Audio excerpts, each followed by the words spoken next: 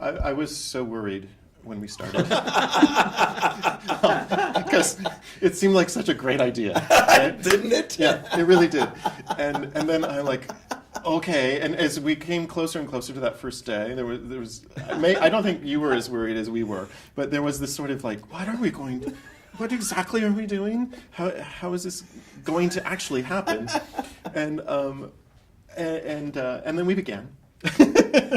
And of course, because I've got productions to do here, and we had that first Saturday. It was a week before we were doing the Shakespeare Serenade, and so we had 16 songs to make happen, and I needed to get that blocked, and I needed to create relationships, and so my mind was kind of on the production and a little bit less on that first session.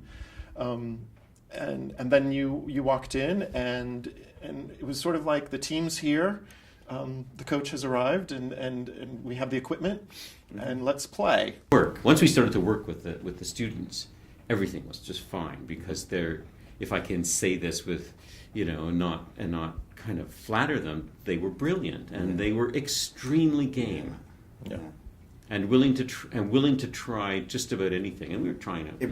I agree with you. The students were so open and so intelligent and so already talented that a lot of it just caught fire very quickly. And then going and seeing the songs in Serenade, Shakespeare Night, was remarkable. I mean, just seeing how talented these people were. And then, of course, it was very flattering when they came up to me, some of them afterwards, and said, we applied those exercises that you gave us for this, which was only about a week and a half earlier or something.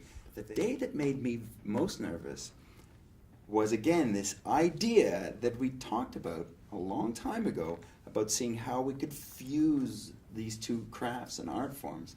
And that day going into it was a real day where we kind of came in and went, okay, it sounds like a great idea. Oh. How do we do it? Yeah.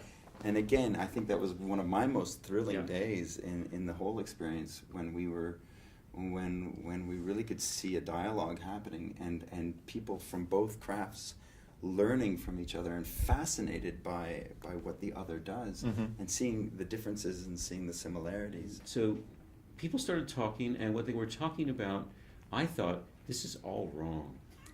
They're talking about these tiny little details about how they do this and how they do that, and how the conductor can lead them astray.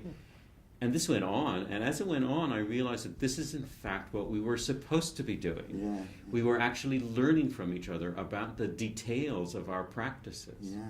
And that was integral for the actors to start learning from the opera students and from you, Patrick, about the music of Shakespeare, and for the opera students who had already been learning and really fast about how they could use acting. If we sat down and tried to decide, well, on Shakespeare Saturday number 5, we will sit at a table and discuss vocabulary, it wouldn't have happened that way. So I think what was nice was that the sessions were kind of organic, and they built upon what had happened previously. Personally, for me, this year, this Shakespeare year, the idea of having a Shakespeare year was a decision I made lightly, not really knowing the implications. But it taught me that having a focus, a theme in the year was really helpful to the program, to the students, to my audience. Yes. And so next year, plugging the year, next year for 2014, 2015, the pieces that we're doing are either pieces that were written during World War I, or they're going to be set during World War I to commemorate the start of 1914, 2014. And again, it'll be a different type of year, but it'll be a focal point. That's what we had this year through this Shakespeare lens, was being able to see Capuletti e Montecchi, which is out of the context of this year, it would just be like Opera McGill presents Bellini's Capuletti e Montecchi. Oh, look, it's a bel canto masterpiece. But this was seen through the lens of Shakespeare.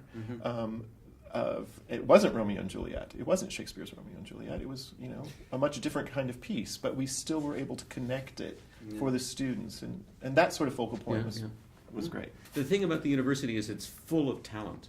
And universities exist to draw really talented people together and then to keep them away from each other. And what we're doing at iPlay is, in fact, to simply provide some of the structures that allow people to come together, to begin to learn from each other, and to develop sustained and innovative projects. And so that was one of the things that we gained from this. We really pushed that envelope. So that's Yeah. connecting outside of the university Yeah. and bringing a link and a connection between the university and the rest of the Montreal community. So you got to meet and work with some of the talented actors that exist in this city, and we got to learn from the immense talent and intelligence that exists within this school.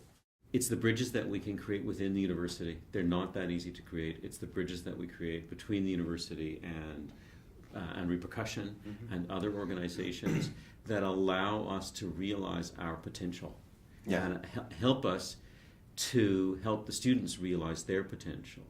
To be able to work with you and with the actors that you brought to McGill was tremendous benefit in terms of what the students can do going forward. Right now, what we're seeing currently here in 2014, in looking toward the future, is that flexibility is needed.